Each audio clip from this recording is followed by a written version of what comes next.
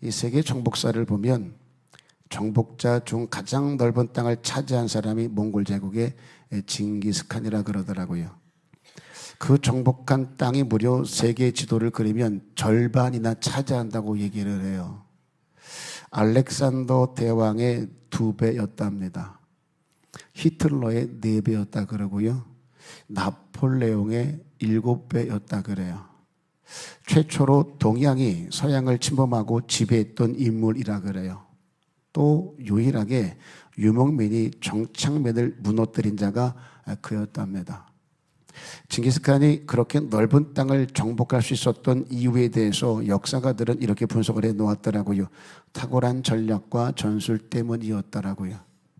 다시 말해 철저하게 준비되었다는 거예요. 이 전쟁을 이기기 위해서 얼마나 많은 준비를 했겠어요. 그 예로 허라즘 제국은 막강한 코끼리 부대가 있었답니다. 거기다가 45만 대군이었다 그래요. 그럼에도 징기스칸이 10만 군에게 전멸을 당하게 되어줍니다. 러시아군은 7만이 되었다 그러는데 2만 명의 군사로 전멸을 시켰다 그러고요. 또 6만의 군사로 12만의 대군인 헝가리를 전멸시켰다고 하더라고요. 원래 이 전쟁은요, 공격하는 사람이 방어하는 사람들의 최소한 2.5에서 3배가 돼야 승산이 있다 그래요. 그런데 징기스칸은 열세인 군사를 가지고 막강한 군사를 가진 자들을 정복해 나갔다는 거죠. 그들은 또 유목민이에요. 그런데 정착민과 싸우면서도 항상 그렇게 적은 수의 군사로 대군들을 이겼다는 거예요. 그 이유가 이겁니다. 철저하게, 아주 철저하게 준비되었다는 거죠. 그 중에 하나가 심리전이 있다 그러는데요. 이 몽골군은 전쟁에서 이겨도 주둔군을 두지 않는답니다. 보통은 정복전쟁을 하게 되어지면 주둔군을 두고 관리를 하는데 이 징기스칸은 주둔군을 둔 적이 없대요. 그 이유가 완전히 전멸시킨답니다. 그리고 그 사실을 소문으로 뻗들인대요. 한 사람도 살려두지 못한답니다. 이 전쟁 정복 동안 뒤에서 역습하는 것을 못하게 하려고 완전히 싹 쓸어서 다 죽인다 그래요. 그 사실이 이제 소문으로 퍼진다는 거죠. 그렇게 징기스칸보다 그 소문이 먼저 간다는 거예요. 그러다 보니 싸우기도 전에 그 소식을 들은 사람들이 간담이 녹아내려져서 도망가는 군대가 많았다 그래요. 징기스칸에게는 꿈이 있었답니다. 통일 제국이었다 그래요. 그것을 이루기 위해서 그가 뭘 했냐면 철저하게 준비했다는 거죠. 여기서 우리가 정리되는 게 하나가 있어요. 우리에게도 비전이라는 게 있잖아요. 꿈이라는 게 있습니다. 그런데 그것만 가지고는 안 된다는 거예요. 수많은 교회와 성도가 비전을 말해요. 그럼에도 왜 정작 보여지는 게 없을까요? 구호로 그치기 때문일 때가 많다는 거예요. 말해서 끝날 때가 많다는 거죠. 그것을 현실화시키기 위해서 필요한 것이 있다는 거예요. 우리가 비전을 걸어놓았으면, 꿈이라는 것을 걸어놓았으면 그 비전과 꿈을 이루기 위해서 무엇을 준비해야 될까, 어떻게 이루어가야 될까 계획을 세우고 철저한 준비가 될 수 있어야 돼요. 준비하지 않냐면 아무것도 되는 게 없습니다. 이스라엘에 대한 하나님의 계획이 있었어요. 그들을 향한 하나님의 뜻이 있었습니다. 계획과 뜻을 가지고 그들을 이끌어내셨습니다. 내가 너희의 하나님이 될 거라는 거예요. 그리고 내 백성이 된 너희에게 젖과 꿀이 흐르는 가나안 땅을 내가 줄게. 하나님은 그 약속을 이 땅에서 현실화시키기 위해서 철저하게 준비하시는 게 있어요. 하나님도 준비하십니다. 먼저 하나님의 사람들을 준비시키세요. 이스라엘 백성들이 어느 날 갑자기 출애굽을 해요? 아니에요. 하나님은 그들을 애굽에서 건져내시기 위해서 모세를 80년 동안이나 준비시키세요. 이건 모세의 준비 과정이기도 하지만 하나님의 준비 과정이었던 거예요. 하나님은 그들을 그냥 출애굽시키지 않습니다. 야 나와 하지 않습니다. 그들을 이끌 지도자를 80년 동안 준비를 시키세요. 하나님도 준비하세요. 그런데 그런 위대한 지도자 모세가 가나안 정복을 눈앞에 두고 죽습니다. 그때 하나님이 여호수아에게 이제 네가 해라. 백성들을 이끌고 일어나 내가 준 그 땅으로 네가 들어가랍니다. 이게 그냥이에요? 갑자기 네가 해? 그런 걸까요? 아니요. 하나님은 또 이때를 위해서 여호수아를 준비해요. 그게 40년이에요. 모세 밑에서 철저하게 훈련이 되게 합니다. 하나님은 이 사람들을 출애굽 시켜 내가 약속한 땅 가나안을 줄 거야. 그때 모세를 나게 하시고 여호수아에게 네가 들어가 할 때까지 120년 걸렸어요. 하나님이 만든 세상은 어찌 보면 처음부터 철저하게 준비된 자들에게 기회를 주도록 설계되었던 것 같습니다. 이게 억지일까요? 이게 제 억지일까요? 교회를 섬기다 보면 이게 거의 확실해요. 하나님은 준비되지 않은 자를 절대 쓰지 않습니다. 아무리 작은 일일지라도 준비되지 아니하면 쓰지를 않으세요. 그래서 사람이 세운 일꾼과 하나님이 세운 일꾼은 열매가 달라요. 되어지는 교회 보세요. 사람들이 세운 일꾼 가지고는 하나님의 일을 이룰 수가 없어요. 하나님이 준비시키시고 하나님이 세운 사람이어야 그 일을 감당해낼 수 있겠더라고요. 레오나르도 다빈치의 최후의 만찬이요. 8년을 그린 그림이래요. 8년을. 저 뒤를 보세요. 제가 하는 말을 못 알아들으세요. 저 뒤를 보세요. 고개를 들어. 보이세요? 예, 저 그림을 그리는데 8년을 그렸대요. 8년을. 미켈란젤로의 최후의 심판입니다. 2000개의 자료를 수집해서 13년에 걸쳐 작업을 했다는 거예요. 작품이 그냥 돼요? 대작이 그냥 만들어질까요? 아니에요. 수많은 시간을 쏟아부어야 됩니다. 그림 하나도 대작이 되려면 8년 걸리고 13년이 걸려요. 그냥 장인이 되든가요? 한 일에 최소한 10년, 20년 이상 최선을 다하여 모든 것들을 쏟아부어야 될 수 있는 게 장인이에요. 달인이 그냥 되든가요? 그 일에 열심을 다하고 최선을 다해 이 인생을 쏟아부어야 되는 게 달인이더라고요. 그냥 모세가 아니었던 거예요. 그냥 여호수아가 아니었던 거예요. 어느 날 어느 시에 네가 해라 한다고 했던 게 아니에요. 그 일을 위해서 하나님은 그들을 준비시키셨어요.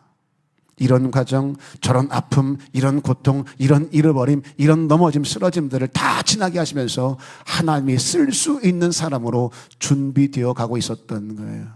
그냥이 아니었던 거예요. 왜 아팠는지, 왜 힘들었는지, 왜 어려웠는지, 거기서 내가 왜 무너져야만 했는지, 왜 실패해야만 했는지, 왜 배신을 당해야만 했는지 그땐 몰랐어요. 그런데 어느 날 어느 시대니까 이 일을 위해서 하나님이 나를 준비시키셨구나.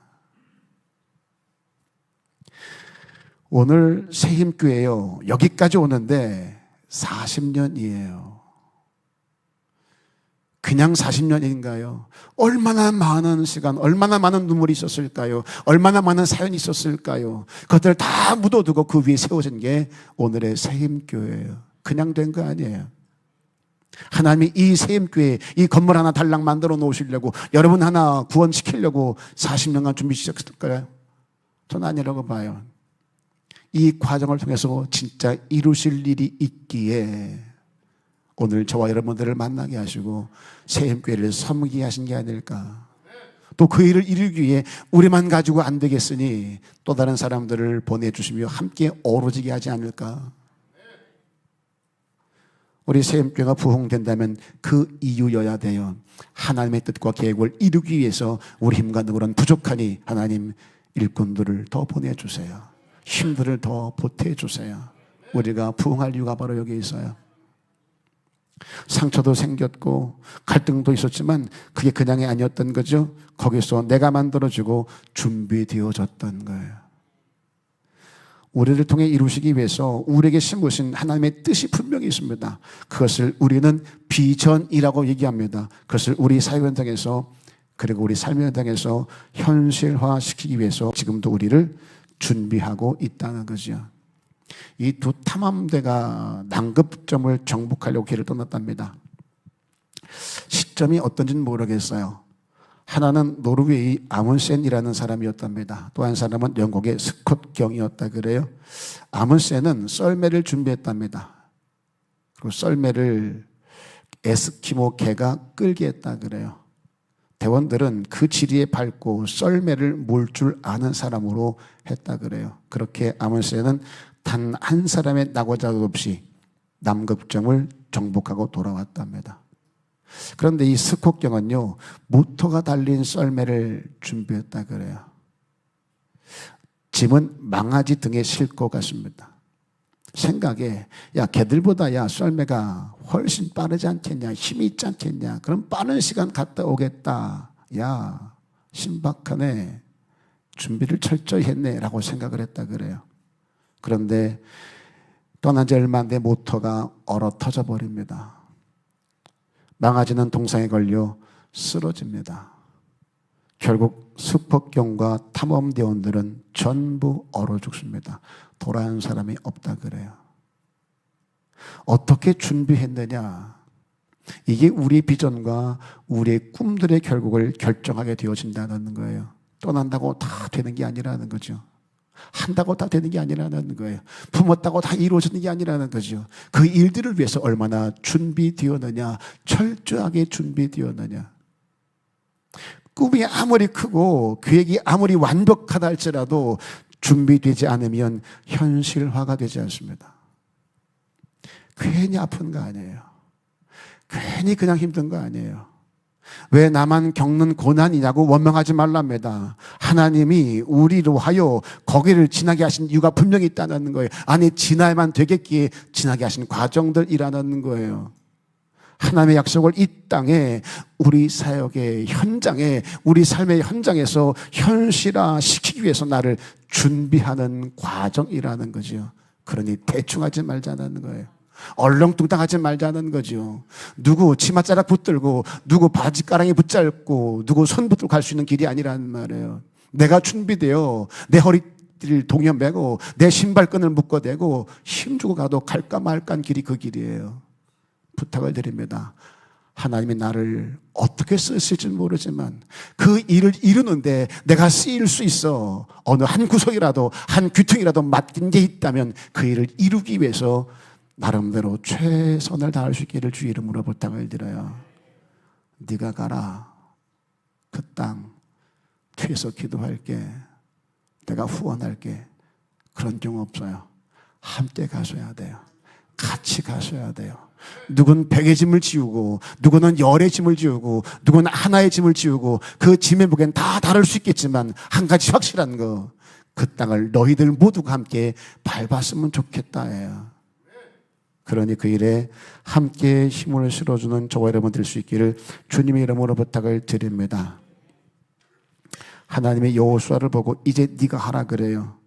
하나님의 그 약속이요, 비전이요, 그것을 우리 삶에서 현실화시키기 위해 준비한 그 한 사람, 그 한 사람이 내가 될 수 있기를 주님의 이름으로 축복합니다.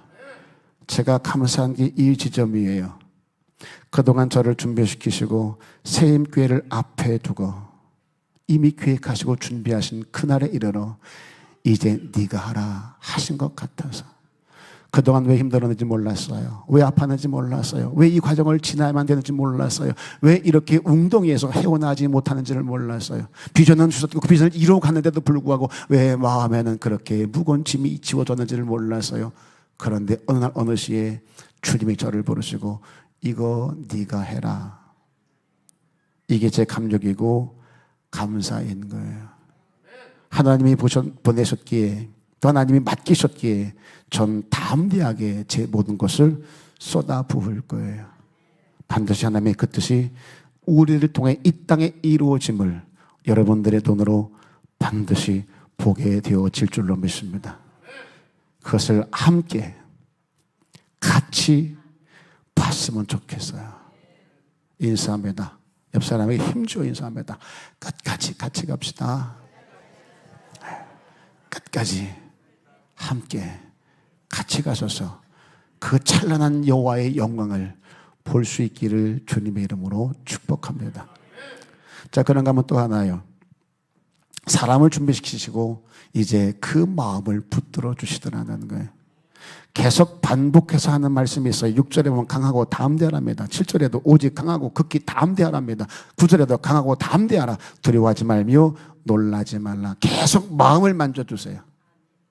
환경을 바꿔주는 게 아니라 준비시켜 놓고 이제 우리의 마음을 만져주십니다. 하나님은 사람을 준비시키는데 특히 마음을 먼저 만져주세요. 무너져가는 마음을 일으켜 세우시더라고요. 마음이 주저앉으면 아무 일도 못해요. 할 수가 없어요. 되어지지가 않습니다.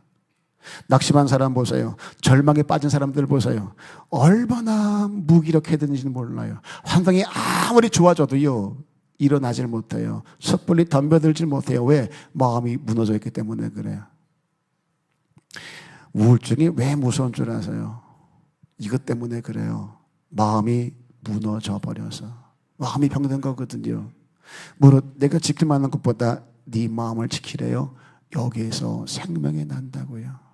우린 돈, 내 환경, 내 위치, 내 처지, 내 입장, 이런 것들이 내 인생을 결정할 줄 알아서 어찌든지 소유 가치를 높이려고 애를 쓰지만 아니라는 거예요. 하나님 만난 세상은 소유 가치로 인생 행복해지는 것이 아니라 내가 마음을 강하고 담대해서 환경을 지배하고 일어서서 어떤 환경에서든지 하나님을 바라볼 수 있는 사람이 되는 것, 여기에 행복이 있다라고 성경은 끊임없이 우리들에게 말씀해 주고 있어요. 그래서 마음을 지키라고요. 마음 빼앗기지 말라고요. 지금 내 형편을 보면 딱히 할 말이 없을 때가 많아요. 울고 싶을 때가 얼마나 많아요. 옆 사람 얼굴을 보세요. 화장으로 얼굴을 가리웠지만 가려지지 않는 게 있어요. 울고 싶을 때가 얼마나 많아요. 그렇잖아요. 지금 옆에 있는 얼굴들이 이뻐 보여요? 슬퍼 보여요? 기뻐 보여요? 은혜를 많이 받은 거예요. 희망이 보이지 않을 때가 얼마나 많은지 몰라요. 일어날 힘이 없어요. 이젠 지쳤답니다. 그러다 보니 이런 생각이 들 때가 참 많아요. 이제 그만하고 싶다. 이 짓도 못해 먹겠다. 척하는 것도 힘들어 못하겠다. 애쓰고 노력하고 발버둥 치는데도 달라지는 게 없을 때 이런 마음이 들어요. 이젠 다 그만두고 싶다라는 생각이 들 때가 있어요. 혹시 여러분들은 죽을 자리를 찾아다녀 본 적이 없어요? 차 타고 가다가 안전띠를 풀어본 적이 없어요? 그러다 사고 나면 그냥 죽어버리게, 이런 마음 들어본 적 없어요? 손 들어보라면 있을걸요. 사명을 위해서 나를 내려놓아야 되는데 나를 위해서 사명을, 인생 자체를 놓아버리고 싶을 때가 얼마나 많게요. 아침에 눈 뜨는 게 두려울 때가 있어요. 지겨울 때가 있어요. 차라리 눈을 안 떴으면 좋겠다 싶을 때가 있어요. 개똥밭에 굴러도 이생이 좋다고 하는데 왜 그런 마음을 먹을까요? 그만큼 힘들고 어려운 게 우리의 삶인 거예요. 그때 하나님이 날 위해서 해주는 게 있다는 거죠. 우리의 마음을 일으켜 세워주시더라고요. 돈벼락 맞게 하는 게 아니에요. 환경 바꿔주는 거 아니에요. 내 주위 사람들을 다 고치는 게 아니에요. 내 마음을 일으켜 세워주세요. 이제는 천만인이 나를 둘러치려 한다 할지라도 두렵지 않은 마음, 돈이 없어도 담대한 마음, 내 환경이 진창이어도 강한 마음, 놀라지 않는 마음, 염려되지 않는 그 마음, 그렇게 마음을 일으켜 세워주시더라고요. 세상은 이런 성도를 보며 감동을 받고 도전을 받는 거예요. 그렇게 무너진 내 마음에 용기를 담아주세요. 너는 두려워하지 말랍니다. 놀라지 말랍니다. 내가 어디로 가든지 네 하나님 여호와가 너와 함께 하느니라. 임마누엘. 이 말씀이 여러분 모두에게 레마가 되기를 주님의 이름으로 축복합니다. 하나님의 약속이 내 삶에서 현실화되게 하시기 위해서 하나님 안에 있답니다. 하나님의 사람을 준비시킨대요. 그리고 그 마음을 세워준대요. 하나님 몫을 다 하셨어요. 이 남은 건 저와 여러분들의 몫인 거예요. 그러면서 여호수아에게 하라 하신 게 있어요. 내가 너를 준비시켰어. 그리고 네 마음을 내가 강하게 붙들어 줄게. 이제 네가 할 일이 있어. 말씀을 묵상하라 그래. 대적들이 앞에 있습니다. 마음을 강하게 하래요. 놀라지 말랍니다. 담대하랍니다. 그리고 하루한 게 있어요. 희한합니다. 성경 보래요. 말씀대로 살래요. 대적을 눈앞에 두고 하신 말씀이 이거예요. 경제적으로 너무 힘들어요. 살 소망이 없어요. 그때 마음을 강하게 해야죠. 용기 내야죠. 담대해야죠. 그래서 뭐 해야 됩니까? 그 강한 마음을 가지고 열심히 뛰어다녀야죠. 사람 만나야죠. 직장도 구하고 사업도 구상하고 비즈니스 해야죠. 근데 뭐라 그래요? 다 접어두고 성경 보래요. 말씀을 네 입에서 떠나지 말게 하고 밤낮으로 그 말씀을 묵상하랍니다. 심지어 그 말씀들을 다 지켜 행하랍니다. 그러면 이걸 해내야 그 비전의 땅이 내 땅이 될 수 있는 거예요. 난 내 몫을 다할게. 넌 네 몫을 다해라. 난 내 자리에서 널 지킬 거야. 넌 네 자리에서 내가 명한 것들을 행하라. 이게 마음에 들어요? 묻잖아요. 토당동은 이상해요. 물으면 대답을 안 하세요. 이게 마음에 들어요? 안 들어요? 제가 대신 대답을 할게요. 하나도 안 들어요. 내 마음에 맞는 게 하나도 없어요. 그래서 짜증이 나고 신경질이 나고 힘든 거예요. 난 지금 힘들어 죽겠는데 목사는 씨도 안 먹힐 소리를 해요. 저게 지금 내 형편을 아나? 돈이 없어서 병들어도 병원 가지 못하고 이빨이 지금 흔들린 지가 3개월째인데 밥을 못 먹는데 병원 갈 일이 형편이지 않아서 병원 못 가서 지금은 시름시름 먹지 못하고 죽겠는데 서가지고 무슨 성령을 받으라, 뭐 서로 사랑하라, 화목하라. 내 이빨이나 좀 고쳐줘. 이빨이나 밥 좀 먹고 살게.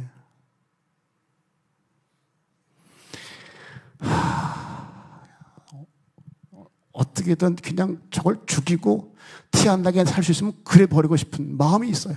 저걸 그냥 없었으면 좋겠다. 내가 저것만 없으면 정말 아무 염려 없이 살아갈 텐데. 그런데 교회 왔더니 사랑하라, 보듬어라, 기도하라. 씨나 먹힐 소리예요. 은혜가 되다가도 정신이 번쩍 나요.